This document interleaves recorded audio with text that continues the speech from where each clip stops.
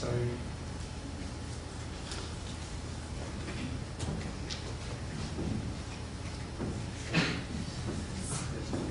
That's fine, that's fine. We're going to start as Muslims do in the name of God. In Alhamdulillah, wassalatu wassalamu ala rasulillah and back. Brothers and sisters and friends, I greet you with the warmest Islamic greetings of peace. Assalamu alaikum wa rahmatullahi wa barakatuh. Which basically means may the peace and blessings of God be upon you all. Today's topic is a very interesting topic. I've never given a topic like this before. The humanity of Islamic rights. I actually tried to prepare some notes. I just came back from California today. And in preparing for the notes, I fell asleep. I think one of the reasons I fell asleep is because jet lag is terrible. I had hardly any sleep in my South Californian tour. But Alhamdulillah, all grateful thanks are due to God, it was quite successful. I think it was a very important topic for the LSE ISOC to suggest because I don't know if anyone heard David Cameron's talk recently. David Cameron, the interesting opportunist, what he did, he decided to go to Germany and give a speech that was resonant with some of the speeches of Hitler and his henchmen. He was obviously blaming the Muslim community for many things, particularly terrorism and extremism, and didn't want to widen the discussion and have a nuanced discussion on what really evokes people to do bad things and what really evokes people not to integrate well. So, one of his criteria, one of his tests for Muslim ethnic organizations was, do they believe in universal human rights? And this is why it's very important for us to discuss today, what does it mean to have rights in Islam? And my presentation is going to quickly overview some of the key rights that Islam gives human beings from an Islamic perspective. Then I'm going to discuss something very critical. The difference between a liberal conception of human rights and an Islamic conception of human rights. Because you know what, friends? They are different. And this is the thing. And there's nothing wrong with them being different. This is the precise problem that David Cameron does not understand. He thinks everybody must be the same. These values that he was talking about, he's assuming the whole of British society holds these values. That's not true. There's a plethora of academic studies that have been discussing what does it mean to be British. And by the way, it's been conflicting. We've had a myriad of responses. So you can only infer from this that what it means to be British is basically not to agree. And to agree to disagree. And I think this is a fundamental British value, if we have any values at all, the ones that we all agree on. So I'm going to discuss the difference between a liberal conception of human rights and an Islamic conception of human rights. After that, I'm going to discuss something about the ontological, which means the foundation for ethics, morality and rights from a religious perspective. So, let me talk about Islamic rights. Now, fundamentally, what we have to understand, Islam as a perspective, as a way of life, does not define itself as a religion. Okay? It's not just a dogma. It's not something that you just do on Sunday. It's not something that you just do on Friday. Islam is a worldview. And this term in Arabic is deen. Okay? Deen is best described as a worldview rather than a religion. Because when you use the word religion, it has European connotations. European connotations, we think about the Middle Ages, we think about the Catholic Church oppressing the Europeans, the 30-year wars, the 80-year wars, the massacre on St. Bartholomew's Day. We think about, oppression. But when we think about deen, when we think about worldview, it's a different perspective. And Islam describes itself particularly as a worldview, which essentially means the set of assumptions, your philosophy on life that you bring to your experience. Think about this very carefully. It's your set of assumptions or your philosophy of life that you bring to your experience rather than your experience bringing it to you. So this is what worldview means. How do you see the world? What glasses do you put on to interpret reality? And Islam tells us to wear the Islamic lenses, the Islamic glasses, which essentially means the affirmation and the actualization of Tawheed. And Tawheed in Arabic means the oneness of God, which means we solely single out God, Allah subhanahu wa ta'ala, for worship, seeking His help. We solely single Him out with regards to His names and attributes. If He is the merciful, that is seen in a oneness perspective, which means it transcends any limited conception of mercy. So when we think about God is love, al-wudud in Arabic, it means an excessive form of love to the point that we cannot make it contingent to a material reality, to a reality that could be anthropomorphic. It's a human type of love. This is why in the prophetic tradition, the Prophet told us, sallallahu alaihi wasallam, that God loves His servants more than a mother to his child. And this indicates it transcends human, anthropomorphic, materialistic reality. So this is what we mean by Tawheed, the oneness of God. So this is the fundamental essence of Islam. And from this, God has given us some rights. First and foremost, we have the famous one. Anyone guess what the famous one is? It's the right to life, okay? The right to be a human being, the right to live. And the Quran resonates with this right to life. The Quran says, whoever kills a human being, without any reason, like manslaughter or corruption on earth, it is tantamount. Think about this. It is equivalent, it is similar to killing the whole of humanity. This is the emphasis on the right to life from an Islamic perspective. Now, the Quran also says, do not kill a soul which Allah has made sacred except through a due process of law.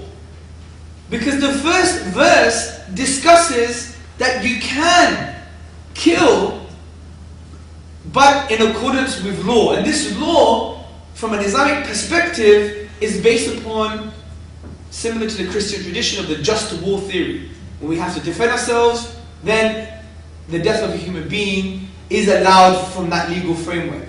Significantly, Muslims believe in capital punishment.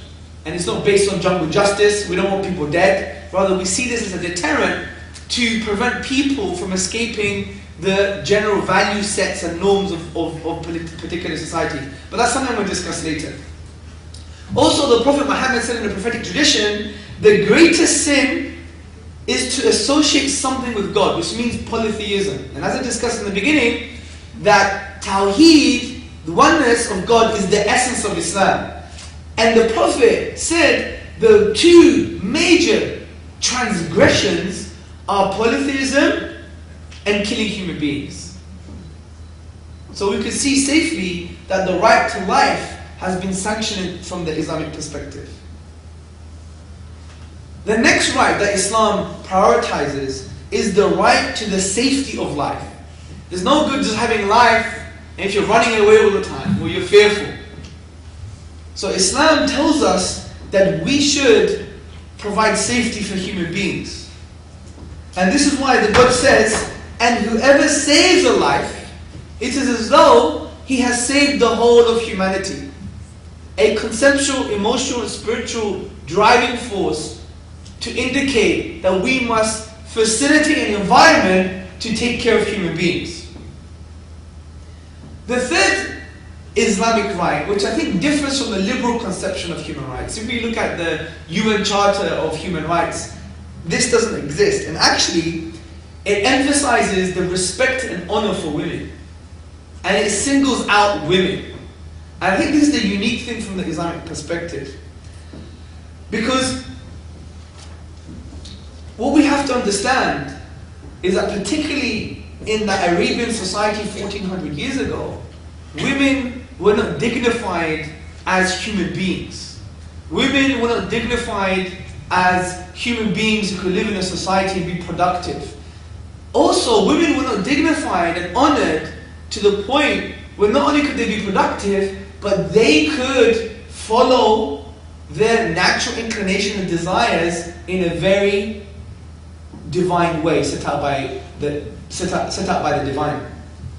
This is why the Quran emphasizes, do not approach adultery, for example. And also, people who accuse women of adultery, the punishment for them, for the accusation to be based on a lie or falsehood, is actually quite severe. So the Islamic framework actually puts a very harsh, suitably harsh deterrent to those people who want to defame, degrade, and dishonor women in our society. Because in Islam, we see women as a pillar of our society. It's actually the pillar which all other pillars revolve around. Because from the Islamic spiritual perspective, a woman is the first teacher of the scholar. From the way we learn about the social model of Islam. And the woman is the first protector of the one who's going to protect the state. The mujahid, as we say in Islam. So women has a very high status and honor in the Islamic tradition. Now this also raises questions about gender equality, and do we view things from the prism of equality? Is equality itself a valid perspective to look at differences between men and female? Is it ill-judged? Because does it make man the yardstick? So we could have all these discussions, but I think we should have them later. But the point I'm trying to make here is that Islam actually is unique in respecting the honor of the woman. And we saw this in history. When one woman was treated badly in history, one of the caliphs, he wrote a letter to Rome. And he said, to the dog of Rome. He was quite harsh. I'm bringing an army that its front is with you and its end is with me. And this is for just one woman who cried, help me. So this shows, I'm not saying that was right or wrong, I'm not making a value judgment on this, but it indicates that the protection and honor of women is paramount. And even if we see some, inverted commas, Islamist organizations, some of the constitution actually clearly says the woman must be honored. The next Islamic right is the right to a basic standard of life. Because we all know, no one wants to live a miserable life. Happiness is actually an end. It's not a means for human beings. For example, if I were to ask you, why do you want to get a job? You might say to me, because I want to get money. Why do you want to get money? Because I want to feed my kid. Why do you want to feed your kids? Because I love them. Why do you love them? Because it makes me happy. And you say, why does it make you happy? Why do you want to be happy? It doesn't need any justification. Okay? Happiness is an end in itself. And this is why Islam understands this and basically tries to facilitate an economic environment which provides food, shelter and clothing for everybody. The limited essential needs. There is a prophetic tradition that can be found in the books of Tirmidhi which says the son of Adam, meaning the human being, needs food, shelter and clothing. And these are the limited essential needs that the whole of society must have in order for everyone to be elevated. Rather than when we see in America, and I just came from America, 25% of America lives underneath the poverty ladder. 2 billion people live on under what? $2 a day. So there's a huge problem here. 100,000 children die every year from preventable diseases that we could pay for, and for issues such as the food crisis. Because Europe has really nasty kind of trade laws with Africa that facilitate an unjust economic system in Africa, but provides the growth for the capitalist Europe. And many people blame Adam Smith for this. But I don't think we should blame Adam Smith for this, because Adam Smith used to write that economic transactions must be moral transactions. Adam Smith wrote this. So I believe the 18th century founder of capitalism would have spat in the face of many of these world banks, in my opinion. Wallahi, which means by God. Okay? So, from an economic perspective, Islam facilitates the right for a basic standard of life. And also, as the Quran says, and in their wealth, there is acknowledged right for the needy and the destitute.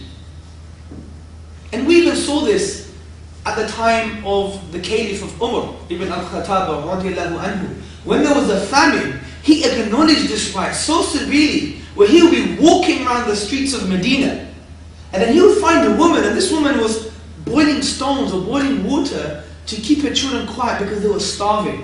And she didn't recognize him, but she saw him and said, I'm going to account the ruler. I'm going to account him. and bring into account, even when there's a famine, she knew that the right was that she should have food, shelter, and clothing. This was a basic necessity in Islam. Umar, upon hearing this, what did he do? He walked back to the center of the city to the Bayt al-Mal. The Bayt al-Mal is an Islamic concept of bank or resource center that is used to feed everybody, Muslim and non-Muslim. And when they found, when he went to the Bayt al-Mal, he picked up the resources and the food and he walked back. And his servant said, "Oh Umar, let me carry your luggage, the food and the provisions." What did Umar say? "You're not going to carry this, you're not going to carry my luggage on the Day of Judgment." Because he had some metaphysical accountability for this. And he went, and not only did he go, not only did he give the food, he cooked the food for them. Would David Cameron do that? He probably can't cook anyway. Just like he can't speak. So, the next right is individual right to liberty. Individual right to liberty. Now, Islam has clearly and categorically forbidden the primitive practice of capturing a free man. For example, the Prophet said in unequivocal words, "There are three categories of people against whom I shall myself be a plaintiff on the Day of Judgment. Of these three are, one is he who enslaves a free man, then sells him and eats this money." And this statement here is general, so it cannot be made specific. Rather, there could be no exceptions to people of a different race or color. Now, don't get me wrong, there is an Islamic conception of slavery, which we could discuss later, and I think we should discuss in the Q&A. But we should be careful of terminology here. Because when you think of slavery in the West, you think, chain him, take him to the cotton fields, don't feed him, etc., etc., etc. But the Islamic conception of slavery was actually not slavery at all. Because a slave, which basically just means you're working under a master, which is the equivalent of the working class here, in my opinion, is that you have to have the same food as he does, you have to have the same clothes as he does, and all these rights that he has are quite amazing. To the point where the only nation that institutionalized a compassionate form of slavery, where the slave could become the leader of the nation. And we had this, was it the Mamluks? Who knows the history? The Mamluks, they came from slaves. They were children of slaves, and they became the leaders of the nation. Now someone might say, what about Obama? Yeah? Obama obviously came from slaves. His father was black, right? Indonesian. So therefore, look, now he's leading a whole nation.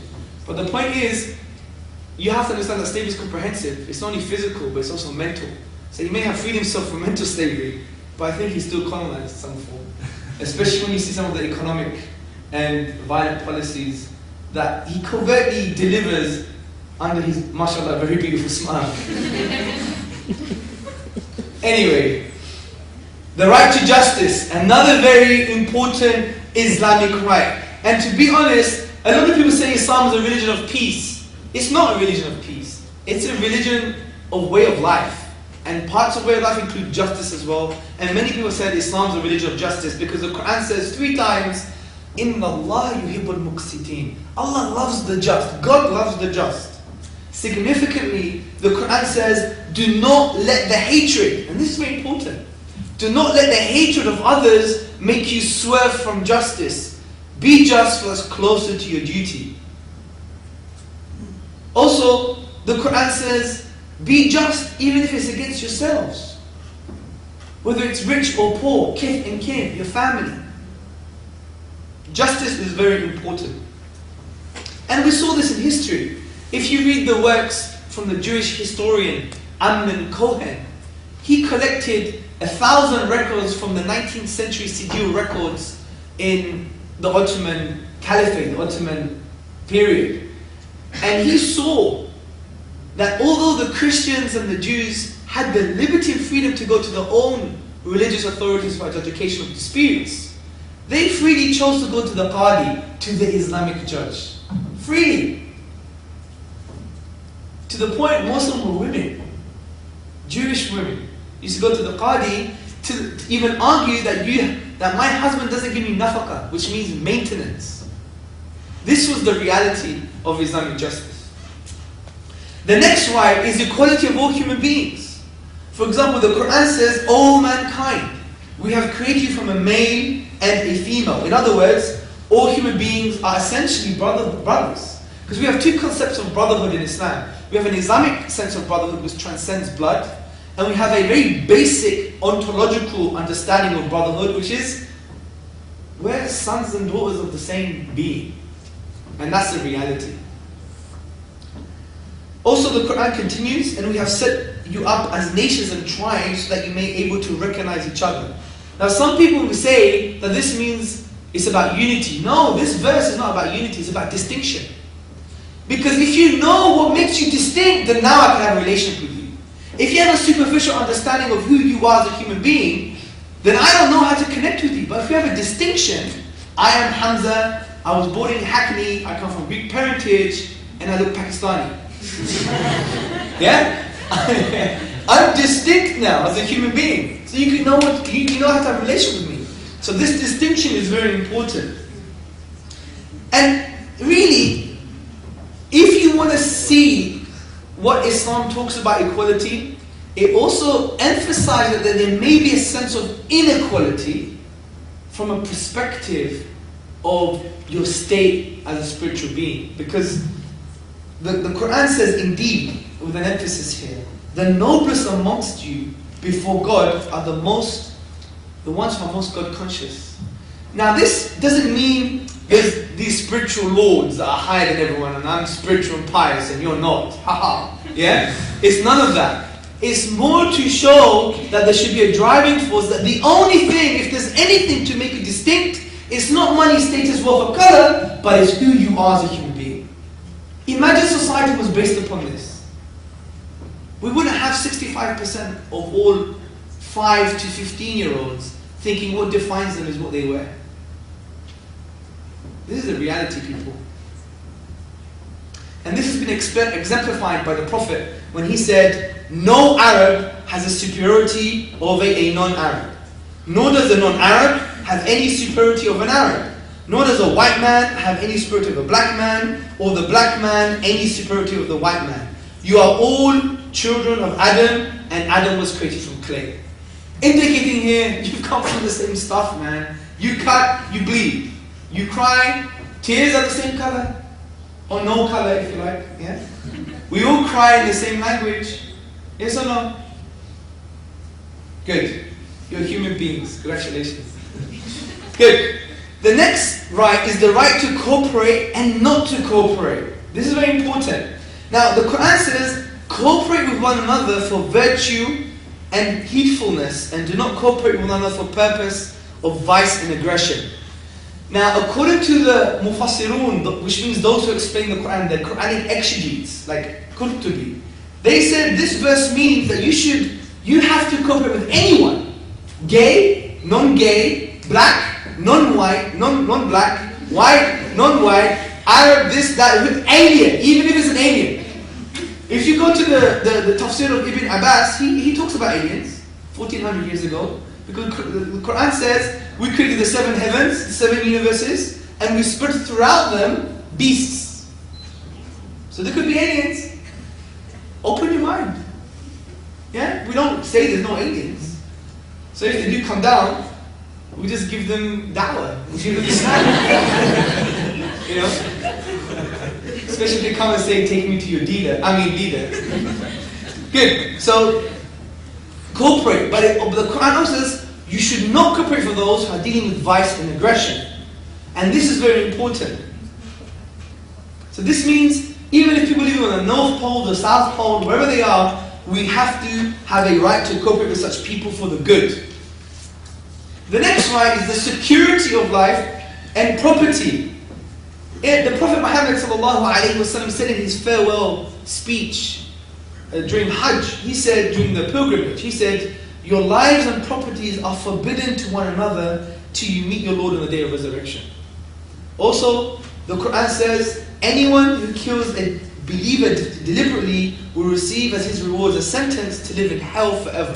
And there's an emotional driving force here. You do such a bad thing, you're going to be in trouble. Yeah? Also, the Prophet ﷺ spoke about not just Muslims but the whole of humanity, saying, whoever kills a man under our protection, dhimmi, under our protection, will not smell the fragrance of paradise. He also said, whoever harms a non-Muslim under our protection harms the Prophet himself. We saw the furore as a result of the Danish cartoons. 100 people died in Europe, dudes. 100 people. Embassies were burned because someone dishonored the name of the Prophet ﷺ. But the Prophet is telling us as Muslims, if you harm a non-Muslim under our protection, you harm the Prophet himself. And this is very important for us to take into consideration. Also, the Quran says, do not devour one's wealth by force and illegal means. So the security of life and property is established in the Islamic tradition. Also, which is unlike the liberal tradition, we have the protection of honor. The Quran says, O you who believe, do not let one set of people make fun of another set of people. Do not defame one another. Do not insult and do not backbite or speak ill of one another. Also, we have so many other rights here. For example, the sanctity and security of private life. As the Quran says, do not spy on one another. Do not enter the house without people's consent. Which even means you can't have a warrant. Because even Umar ibn al-Khattab, the caliph at the time, he went into someone's house, he caught him drinking and playing with women. And he could not use that against him on a court of law. Because the guy who was drinking reminded him, what you've done is illegal. I did something illegal too, but what you've done is illegal too. And the beauty of it is, when they met in the public place, after a few months, or after some time, they both said, I repented from spying on people, and the man said, I repented from drinking alcohol and playing with women. Do you see the beauty of security and personal freedom? Also, we have the right to protest against tyranny. As the Quran says, God does not love the evil talk in public unless it is by someone who has been injured thereby, who has had some kind of oppression. Also, the Quran says, rather the Prophet ﷺ said, اتَّقُوا الظُّلْمَ فَإِنَّ الظُّلْمَ ظُلُمَاتٌ يَوْمَ الْقِيَامَةِ. Be conscious of oppression and injustice, for it's going to be darkness on the Day of Judgment. Also, we believe in a unique conception of freedom of expression. Now, I've spoken about this many times and have been misquoted many times as well by many people. Maybe I could set it straight here. See, Muslims believe in freedom of expression, but it has to be pegged on moral norms. And this is in line with the traditional liberal perspective, not the ridiculous neoliberal perspective. Because if you read the works of Thomas Paine and John Stuart Mill, what did they say? They said, when you speak or express yourself, you can't transcend moral norms. You're going to go against the very objectives of expression in the first place. Because historically, what was the objectives of freedom of speech? It was to acquire truth, to account governments, and to facilitate progress in science. These things are all fine, but they have to be done in a certain way, so there are restrictions to expression. For example, say we saw George Bush, and I wanted to account him for Iraq War. And I said to George Bush, I want to kill you, I'm going to rip your eyes out, I'm going to urinate in your brain, I'm going to put you through a mystery machine. Is that a good way of accounting George Bush? But if I said, here's my army of legal advisors, yeah? This is a portfolio, a dossier against yourself, read it. That's you use expression now to facilitate the objectives of freedom of expression. My initial stance was, what's the point of speaking in the first place? So this is what Islam has to say about freedom of expression. Also, we have freedom of conscience and conviction.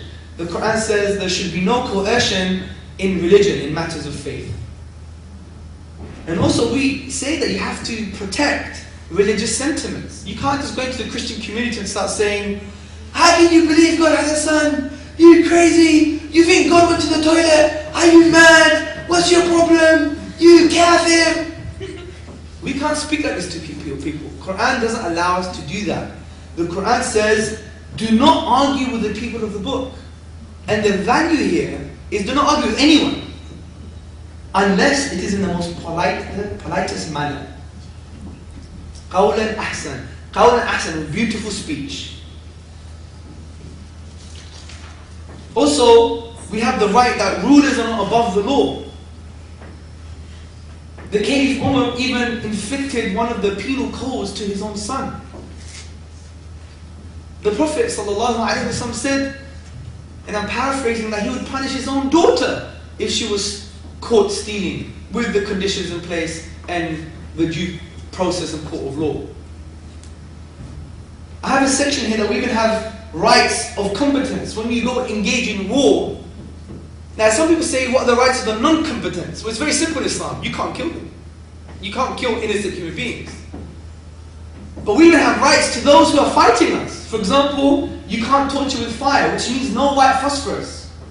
Did you see the photos in Palestine of babies being like tortured because of the perpetual heat from white phosphorus? You put water in it, you're still burning. Because the Prophet ﷺ said, punishment by fire does not, you shouldn't do it to anyone basically. Yeah? Protection of the wounded. The Prophet said, do not attack a wounded person. The prisoner of war should not be slain. The Prophet said, no prisoner should be put to the sword. And no one should be tied to be killed. The Prophet said that the killing of anyone who is tied or is in captivity is forbidden. No looting and destruction in the enemy's country. The Prophet said, he prohibited believers from looting and plunder. The loot is no more lawful than the carrion.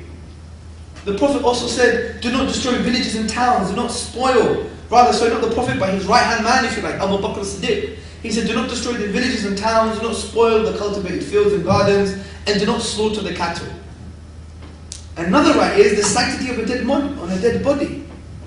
The Prophet prohibited us from mutilating dead bodies. The return of the corpses to the enemy. Someone came to the Prophet ﷺ and said, I want to basically buy the bodies back. And the Prophet said, I do not sell bodies, you can take away the corpse of your fallen comrade. And also we have a prohibition of breaching of treaties. As the Prophet said, do not be guilty of the breach of treaties, the breach of faith. So there are many, many more Islamic conceptions of rights. You could fill manuals with these. But these were some just to get the thinking going and understand, you know what, Islam does give people rights. There's even a term classically on this called Huquq al-Ibad, the rights of the servant, the rights of the human being. But it differs from a liberal conception of human rights.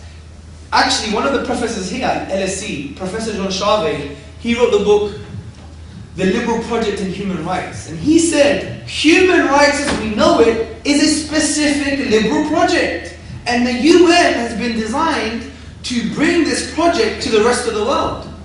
We need to understand this and be frank and say, well, our tradition may agree with some of them, but some of them we don't. Because our underlying foundation for self and society is different. I remember one of the scholars said, if you talk about human rights, you first have to talk about what does it mean to be a human being. If you got that wrong, then whatever you're going to give him is wrong. And that's very important. And also, how do you prioritize these rights? Now, what we have to understand that the liberal notion of human rights is based upon a certain philosophy. And this philosophy is individualism. For example, the feminine philosopher Marilyn Friedman, she said, individualism underlies some important versions of liberal political theory. And what I mean individualism is not the kind of popular cultural sense of individualism. It's more termed, as Charles Taylor said, atomism. Now what is individualism? Individualism is the view that the human being is an abstract entity divorced of social attachments and obligations. This is the feminist philosopher's view. Yes, I'm a Muslim quoting the feminist philosopher. And there's nothing wrong with that. Do you know why? Because feminism has progressed from that old reaction to men. I want to go to the toilet the way he does. Yeah, and feminism is never like that. We need to be nuanced people, because feminism, especially from a social context, they agree with the type of honoring and the valuing of women and start to understand that we are different in many ways. Okay, there are feminists who believe in social constructionism, thinking that all our values have come from language and our notions of language in society have made us different. I disagree with that. But I like the other side of the feminist philosophy, which is actually looking at distinct human beings as distinct human beings. And it happens that men, from a psychological and physiological perspective, are obviously different from females. So, individualism is the basis for political theory, from a liberal political theory. And from an Islamic perspective, we say, is this a right view to look at the human being from an individualistic doctrine and individualistic philosophy? I would say no, for the following reasons. First and foremost, if we study developmental psychology, we see that psychology is moving away from what they call the independent constructor, which means this young child only learns individualistically. But rather now they're going towards a more Russian philosophy that children learn via social norms and practices. Also, individuality is based on aims and values. And the human being is a vessel of aims and values, and these can only be understood within a social context. This is why the political philosophers Shlomo Avneri and Avner Deshalek, they say we cannot analyze human behavior as if it were abstract entities, as if their values existed somewhere in the distance, so to speak. And then they said this is the critique of the image of the person put forward by the individualists. Also, we need to understand that there are dynamic links between society and individual behavior and individual behavior in societies. For example, Vivian Burr, the social constructionist, she said, for example, in a capitalist society, competition is fundamental. Society is structured around individuals and organizations that compete with each other for jobs, markets, etc. So that where competition is a fundamental feature of socio-economic life, what you would get is competitive people. So the point to say is that society does affect the human being. You put competition in society, you're going to get competitive people. And one would argue that the foundations of the liberal worldview, such as individualism, has caused some things such as social breakdown. It's quite, the irony of David Cameron's speech, right, is he said we need to have more of a muscular liberalism, yeah? Which means more like, let's go forward and show people that you have to be liberal, otherwise you don't belong here, yeah? And this is ridiculous, because he's presumed liberalism to be true. He's presumed social liberalism to be true. He's presumed for it to be like gospel truth, written in stone. But this is not true at all. Let's go to the Children's Society report, published in 2009. It was called A Good Childhood Searching for Values in a Competitive Age. And it said, Britain and the US have more broken families than other countries, and our families are less cohesive in the way they live and eat together. British children are rougher with each other and live more riskily in terms of alcohol, drugs and teenage pregnancy, and are less inclined to stay in education. Also, 11 children a day commit suicide in their own bedroom. And you may think, well, why do you blame liberalism? Well, let's go back to this report. And the report concluded, and it says, but we believe there is one common theme that links all of these problems. And guess what it said? Excessive individualism. And this is something that we fundamentally disagree with from an Islamic perspective, because we believe that our conception of self and society is not based on an individualistic doctrine. Our conception obviously is based on a Quranic doctrine, but if you were to philosophize it, it essentially means that we believe the individual impacts society and society impacts individuals, which is more of a communitarian approach, a communitarian philosophy. And let me give you a very beautiful example in simple terms to understand the Islamic philosophy behind self and society, which actually puts into context human rights from the Islamic and liberal perspective. The Prophet told us, society is like a boat with an upper deck and a lower deck. Now the upper deck gives fresh water to the lower deck, but the lower deck become individualistic. And they say, we're going to make a hole from the bottom deck. What happens? The boat will sink. This is exactly what we're saying about if you have an excessive, individualistic, liberal society from a social perspective. Society will sink. And we've seen it. Broken Britain, defragmentation of society, etc., etc., etc. So, this is the Islamic conception, and this is why we should see this in light of the liberal model. So when we see, for example, certain things in Islamic rights, for example, that seem very anti-liberal, we should not judge them from an individualistic perspective, because their presupposition is that the individual has primacy, individualism. There's an ontological primacy for the individual. We're saying no. We're saying there's actually a balance between societal rights and individual rights. This is why most of the UN human rights are very liberal. They're mostly individualistic. Mostly individualistic. Whereas we say no, society has rights. Society has rights. What about the right for the child to have a parent or a mother? Now don't get me wrong, this sounds very traditionalist, but I used to work for Hamza's council, and single mothers were forced to work. Were forced to work. There was an economic, social policy to get people back into jobs. What about the children? Do they have a right to have a mother? It was no wonder that Lisa Belkin, in one of her books, Confessions of a Working Mother, she said, I can't give 100% of myself to my children, to my work, to my family. Maybe we should consider the rights of children too. Also, what about the rights of almost 250,000 human beings that die every year in this country? Abortion. Some people say, what about the rights of the embryo? Do they have rights? How can we answer this question? Do we have an individualistic doctrine that has a skewed sense of personal freedom? What do we do? Obviously there's different discussions if someone's raped or whatever the case may be, but we need to start answering these questions, and they're answered by your underlying philosophy. Individualism or more of a communitarian approach that Islam adheres to. I've got 5 minutes, and I think it's useful for me to end with the following points. The reason Muslims in the 21st century still hold to the Islamic conception of human rights is because of our view on the metaphysical world, on ethics and morality. Because we would say human rights from a liberal doctrine can be voted down by National Assembly. We had this. After 7/7, you had people in Parliament saying, we need to change the Human Rights Act in order for us to get our laws across. Think about how stupid this sounds. They make their God in the morning and they want him for dinner in the evening. You know, this doctrine of human rights, and it's disgusting. It's that gospel truth in the morning, and by the evening, we'll change it. And this is a problem. But from an Islamic perspective, because we believe rights, values, and morality is pegged on God, it's pegged on the divine, no National Assembly could vote it down. Because God is the only conceptual anchor that transcends human subjectivity, that transcends human difference. And it is no wonder that the great Muslim scholar of the 20th century, an Asian subcontinent scholar, he said, and listen to this very carefully, when we speak of human rights in Islam, we really mean that these rights have been granted by God. They have not been granted by any king or by any legislative assembly.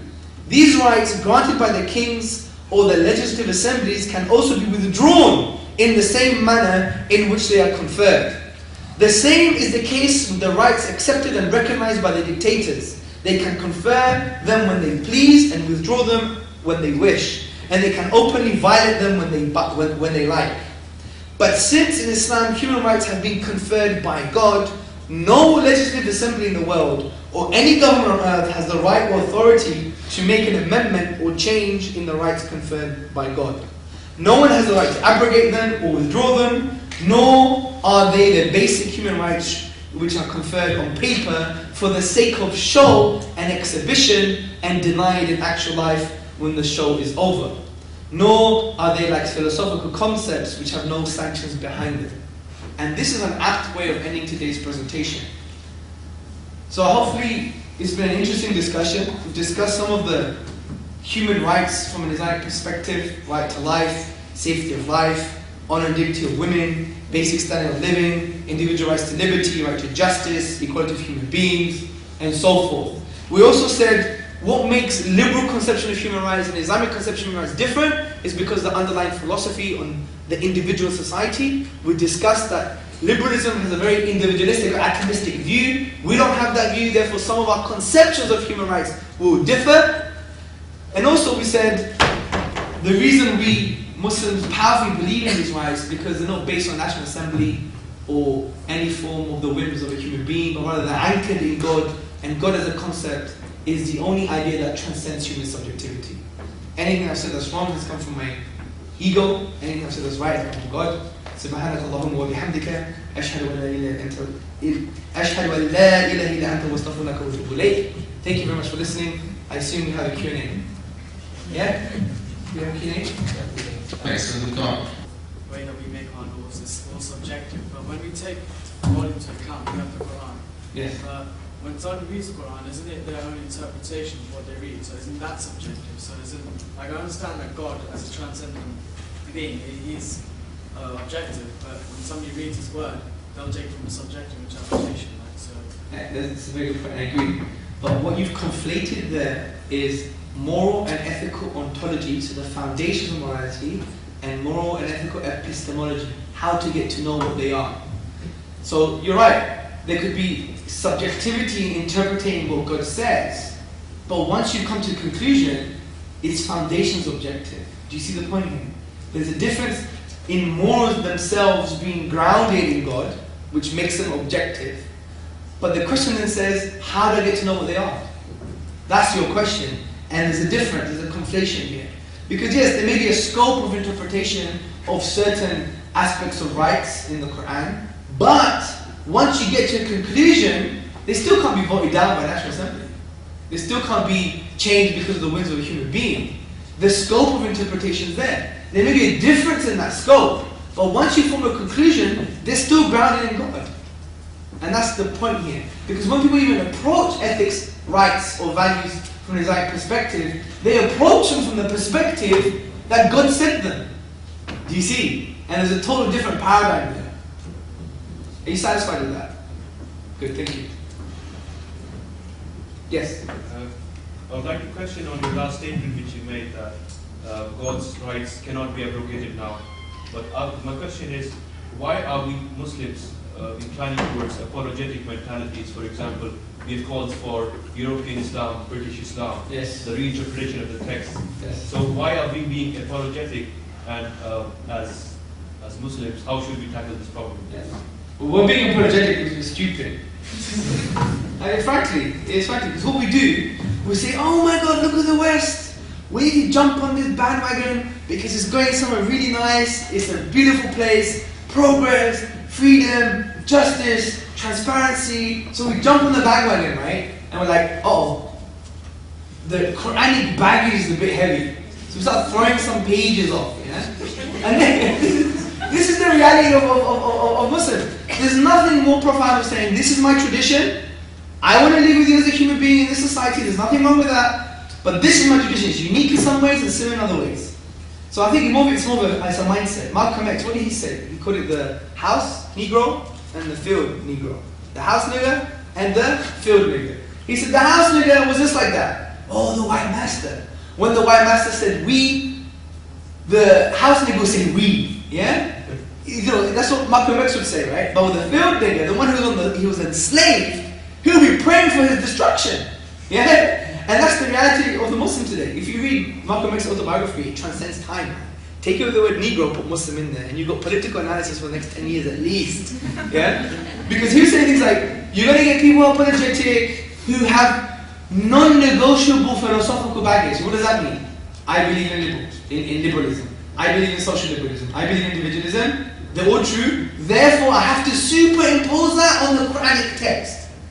Now, the way to discuss with them is not to talk Islam with them, in my opinion. There's two things to talk with them. First, tell them to man up, as the Americans say. Man up, dog. Yeah? That's what they say. Just be a man, or be a human being. Just be confident in what you should believe in. And the second, which is more profound, discuss the philosophical baggage they bring to the text. And that's very important. This doesn't mean we're totally different from a liberal tradition, because some things in Islam are more liberal than liberals. For example, I could marry 4 wives. That's more liberal than liberals, right? They're going to have one. Yeah? So we're liberal from that perspective. Yeah? So there's all these different things, like, there's some similarities, but from a philosophical perspective, there are some distinctions. And this is what the Quran mentions about to get to know one another. The tafsir, the exegesis of that verse is about distinction. What makes you distinct so you know how to relate with that person now. But now the lines are so blurred now. And you have, in my opinion, so-called scholars, well, they're scholars in their own right, but the scholars who come and say, we need a European form of Islam, as if Europeans, when a European has another arm and another leg, then yes, we need another European form of Islam. That's what Bruce Lee said about martial arts, right? He said, if someone has another arm and leg, then yes, we could talk about a different form of martial arts. But it's all the same. We use to express ourselves, we express our human body in that way. So, when Europeans start having like, 3 eyes and 3 ears and another brain, then we could have a different form of Islam. Because Islam came for who? A human being, right? So I don't know why we have a different conception wherever we are. And I've traveled the world a bit, gone to America, and especially seen Muslims in the West. And what's beautiful is when you see the normal Muslim, they express themselves in the same way. They still want to their religion, they still want to express Islam in the 21st century, they're looking for answers, but they still stick to a certain methodology, which is let's derive values from our tradition, rather than already adopt alien values and superimpose it on our tradition. And that's a very bad way of dealing with things. And we should learn lessons when we look into Western tradition. When we look into liberalism, the last thing we want to do is superimpose Islam on the liberal tradition, because we won't be understanding the liberal tradition for what it really is. Do you see? It's like a pugnacious type of attitude. So on both sides, we need to basically liberate ourselves from this kind of understanding. Are you happy with that? Thank you. Yeah? I have a slightly different question, like, what are the rights of minorities in Islam? Minorities in a state? Like, there is a group which denies the finality of prophethood. Like, being in a state, should you allow them to carry out this dawah? Okay, it's a very good question. Like, the brother was saying, what are the rights of the minorities in Islam? Well, they're very clear. They could have their own judicial disputes and authorities, specifically in the Judeo-Christian tradition. They have the rights in terms of all the rights I mentioned about sanctity of life, etc., etc., etc. However, and to be very honest, according to the classical ulama, the classical scholarship, we do not allow the propagation of, for example, a philosophy or perspective that goes against our understanding of the good society. For example, if you have the Qadianis, for example, which mainstream Muslims say they're not even Muslim because they don't believe the Prophet was final. Yeah? Can they now have a stall and start preaching their material? No, they can't. It's as simple as that. They just can't. And you just have to see that from a non-individualistic perspective and see it from the perspective of we actually believe in an absolute truth, and we do, and in someone believing in absolute truth, we do allow a certain level of liberty from that. But anything that goes undermines the conception of a good society, then we'll say no, you can't propagate yourself. But the same we are doing in the West, like we being Muslims here, we are primarily going against the basic beliefs of Christianity. So they are allowing us to like propagate our beliefs. So yeah, should we allow them as well? Although I don't believe on it. No, really. Well, they allow you to fornicate. Does it mean you should fornicate? I mean, that's not consistent philosophy. They allow you to drink. As a Muslim, will you drink just because they allow you to drink? No, it doesn't go that way. Just because they allow you to do something doesn't mean you give it to them back. And this is the tradition. I mean, if anyone knows anything different, then that's fine. But this doesn't mean you can't have intellectual debate. We're talking about this on a popular level. Because if you go into Baghdad, for example, Baghdad was amazing. It was probably the first time you had atheists, Jews, Christians, and Muslims debating in universities. But it has to be in a frank, honest, structured way. Do you see? It's not like all free for all. Yeah? It can't be like, change the social norms overnight. No, it's structured. So we do want intellectual debate and dialogue. Even the Quran uses the word for debate. Jadal, right? Yes, which means to debate and to discuss and to have intellectual inquiry with other peoples. And we saw this in Baghdad, it was thriving. And there's a historical precedent, no other time that was allowed. Even the Christian tradition in Europe, other interpretations of Christianity could not even be tolerated. To the point they had to seek refuge under Islam. This is why many Christians, if you read the book by A.S. Tritton on Umar and his non-Muslim subjects, A.S. Tritton says Christians preferred Muslim rule to that of the Franks. So this was the reality in Europe. Why was the 80-year wars happening and the 30-year wars and the massacre on St. Bartholomew was there? This was because of the Protestant and Catholic tradition at loggerheads with each other. Okay, maybe some people argue it was used for political means, we can have that discussion. But whatever the case may be, there was bloodshed in the name of religion. And it was the same tradition. Do you see? Yes? Would you mind if we talk about something controversial? Yeah, fine. Well, is that controversial? Something more controversial. Let's go for it. Yeah, with regard to the freedoms of sexual orientation and Sure. the freedom to choose your own sexual identity. Yeah. We know that this is clearly unacceptable in Islam. Yes. But then when speaking against it can become a criminal offense in Western countries, how should a Muslim, like what should the attitude of a Muslim be? It's not a criminal offense. Like it could be. In America, for example, there was, I think he was a Christian preacher, and he said, homosexuality is against my religion, and the authority chose to prosecute him. I don't know if he was convicted at the end. No, I don't think so. I don't think That was British. It was British. No, the British guys were actually doing really naughty. They were saying they should be killed. They were inciting to hatred and violence. It's a different reality. This is the way I do it, okay? Which may be wrong, but this is how I do it. I say, homosexuality is a sin in Islam. Just like swinger parties. Just like anything else that's outside of male-female interaction under marriage. This is our view, our conception of family in any society. This is our view, just like the Christian and the Jewish view. However, it doesn't mean now that we hate and we call for violence to these individuals. No way. That's not the reality. Yes, we do believe the public manifestation of homosexuality is a criminal offense under the Islamic legal framework. We don't have the Islamic legal framework here. And if we did, we probably couldn't do anything anyway, because it's more of a deterrent, because you have to see them doing the act in public. And even in Soho, you don't see that, man. Did you see the point? You know, so the point I'm trying to say is that's the reality. And it's a deterrent. Now the discussion we'll be having is homosexuality innate? That's the discussion. Is it natural? Now if you think of it from the perspective that it's natural because primates do it and birds do it and human beings do it because they're part of nature, yes, that's natural. But so other things could be deemed that way as natural, like pedophilia or killing and murder. So that's not a healthy discussion. Even the genetic discussion is wrong anyway. You know why? Because they found genetic genes relating to criminality. So what do? You not punish people anymore? Not put them in prisons because it's my nature to be a bad person? Are we going to accept that in this society? Of course not. So the debate, it's a ridiculous debate that people are having, right? My point is, we should start thinking about spiritual remedies to these things. Yeah? And I do believe people can change. People can change any type of orientation, whether it's the other way around. People from heterosexual orientation could change to homosexual orientation. Yeah? I've seen it. Right?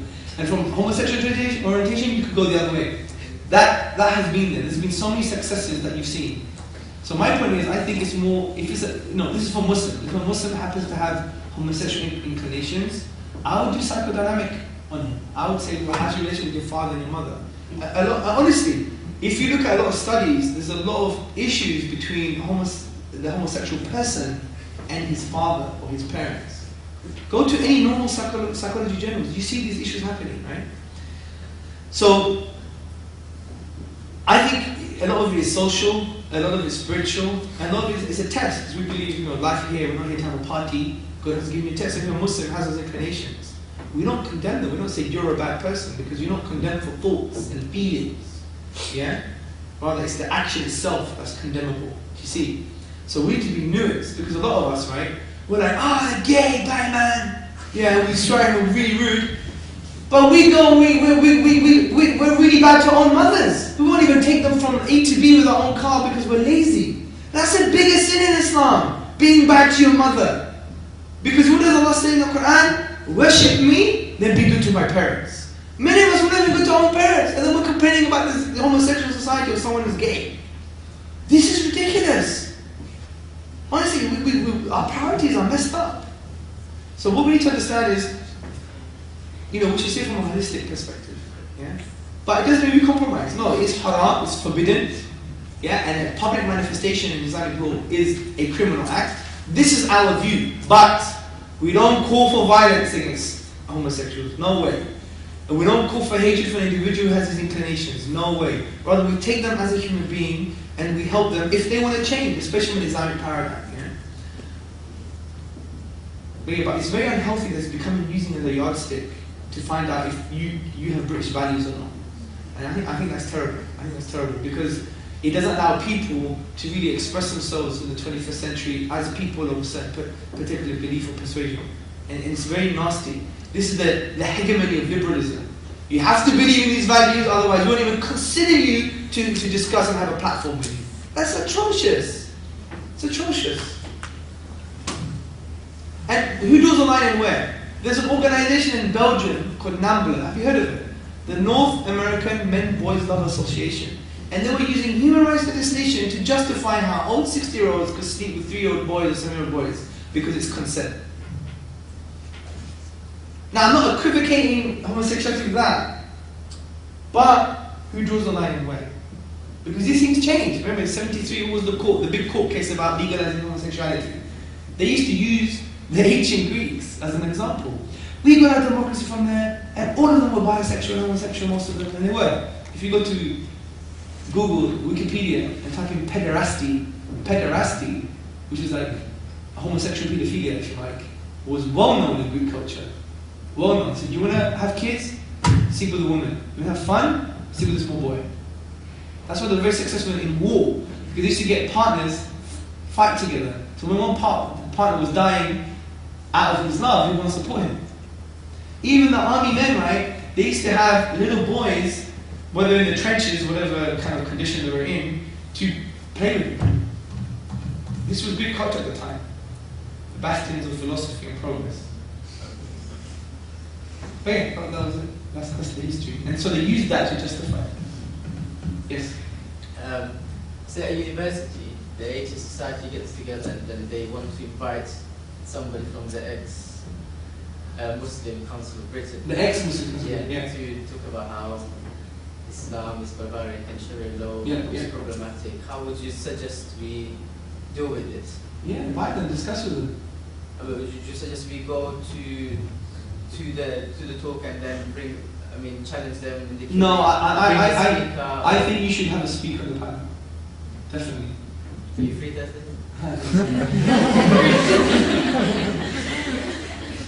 you should have a speaker on the panel. Definitely. If not, then if not, you should boycott it. But yeah, because I know them well. I've asked the ex-Muslim Council of Britain to have a discussion where they've said no many times. What they seem to like to be judge, jury, and executioner, just like Richard Dawkins. He was formally invited in Leicester, Democracy University, to debate with myself. He rejected, yeah? Because he likes to debate 12-year-olds. If you saw his program on Channel 4, you remember the 12-year-old girls in Muslim school?